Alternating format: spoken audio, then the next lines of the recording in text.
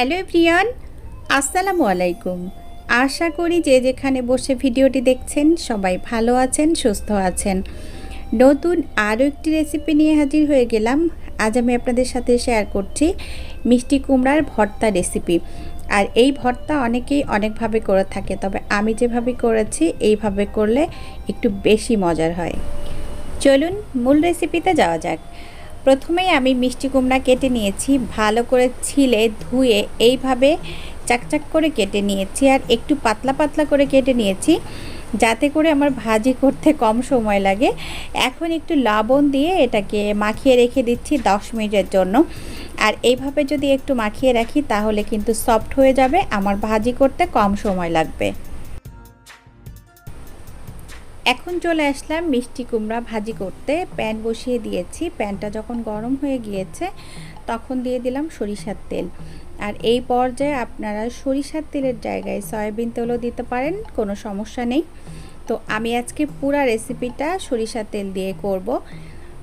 এখন একটু নাড়াচাড়া করছি আর তেলটা গরম হওয়া পর্যন্ত অপেক্ষা করছি। এরই মধ্যে তেলটা গরম হয়ে গিয়েছে, তখন আমি সেই মিষ্টি কুমড়াগুলো দিয়ে দিচ্ছি।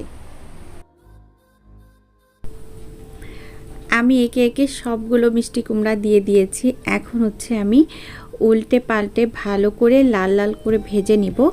আর আমি একটু পোড়া পোড়া করতে চাচ্ছি যাতে করে ভর্তার মধ্যে একটা পোড়া পোড়া ফ্লেভার আসে, আর এজন্যই কিন্তু খেতে বেশি ভালো লাগে।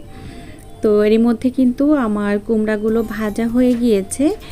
এখন আমি তুলে নিচ্ছি, আর তুলে নিয়ে এটাকে একটু ঠান্ডা করে নিব, কারণ এই পর্যায়ে যেহেতু আমি হাত দিয়ে মাখাতে পারবো না। তো এখন আমি সবগুলো উঠিয়ে নিচ্ছি।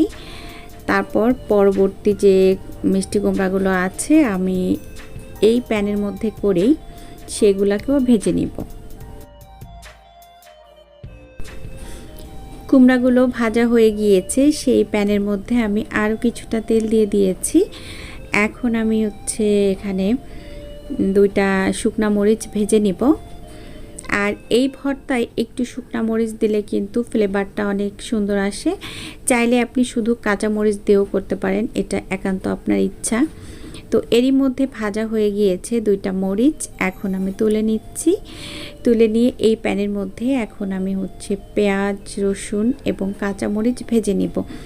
এই পর্যায়ে একটা কথা বলে দেই, আপনারা চাইলে কিন্তু কাঁচা পেঁয়াজ দিয়েও ভর্তাটা তৈরি করতে পারেন। সেই ক্ষেত্রে যেটা হবে, আপনি অনেকক্ষণ ধরে ভর্তাটা রাখতে পারবেন না, নষ্ট হয়ে যাবে। যদি কাঁচা পেঁয়াজ দিয়ে ভর্তা মাখান তাহলে কিন্তু দেখা যাচ্ছে 1 থেকে 2 ঘন্টার মধ্যেই আপনাকে খেয়ে ফেলতে হবে। আর আপনি যদি এইভাবে ভর্তা তৈরি করেন তাহলে দেখা যাচ্ছে যে 10 থেকে 12 ঘন্টা আপনি ভর্তা রেখে দিয়ে খেতে পারবেন, নষ্ট হবে না। তো রেস্টুরেন্টগুলোতে কিন্তু সাধারণত এইভাবে ভাজি করেই ভর্তাগুলো তৈরি করা হয়, কারণ ওরা যেহেতু অনেক সময় রেখে দেয় ওই জন্য। তো এরই মধ্যে কিন্তু পেঁয়াজটা ভাজা হয়ে গিয়েছে। এখন আমি নামিয়ে নিলাম আর ঠান্ডা করে নিচ্ছি। তো যখন ঠান্ডা হয়ে গিয়েছে তখন ভর্তা মাখাতে চলে এসেছি। এখন সেই মরিচ 2টা একটু ভেঙে নিব, একটু লবণ দিয়ে দিয়েছি। আর আমি হাতে একটু সরিষার তেল লাগিয়ে মরিচগুলোকে একটু ভেঙে নিচ্ছি। তো এখানে একটা টিপস দিয়ে দিচ্ছি, যদি কারো হাত জ্বলে তাহলে কিন্তু হাতে একটু সরিষার তেল লাগিয়ে মরিচ এইভাবে ভেঙে নেবেন, তাহলে কিন্তু আর হাত জ্বলবে না। তো এই যে ভাঙা হয়ে গিয়েছে। এখন আমি যে কুমড়াটা রেখেছি সেই কুমড়াটাও এখন আমি নিয়ে নিচ্ছি। নিয়ে কুমড়াগুলোকেও আমি একটু ভর্তা করে নিব। আর এই ক্ষেত্রে এটা এতটাই নরম হয়েছে, আপনাকে আর পাটা ব্যবহার করতে হবে না, জাস্ট হাত দিয়ে মাখালেই হয়ে যাবে। মাখানো হয়ে গিয়েছে আমার। তো এখন যে পেঁয়াজ, রসুন, কাঁচা মরিচ ভেজেছিলাম সেটা নিয়ে নিলাম। তো মরিচগুলো আমি একটু ডলা দিয়ে ভেঙে নিব এই পর্যায়ে।